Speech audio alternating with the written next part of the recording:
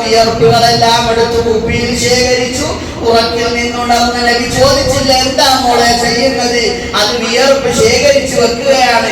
ഞങ്ങളുടെ കയ്യിലുള്ള സുഗന്ധദ്രവ്യത്തിൽ ഇത് മിക്സ് ചെയ്യാനാണ്. സുഗന്ധത്തിന് വാസന കൂടുതൽ കിട്ടാൻ വേണ്ടി പുഞ്ചിരിയോടല്ലേ സ്വീകരിച്ചത്. സുബ്ഹാനല്ലാഹ്. അല്ലാഹ് അത്രമേൽ മഹബ്ബത്ത് നൽകിയെങ്കിൽ, അല്ലാഹ് അത്രമേൽ സ്നേഹിച്ചുവെങ്കിൽ മുഅ്മിനീങ്ങളെ നമ്മളും ഹബീബായ തങ്ങളെ സ്നേഹിക്കണം.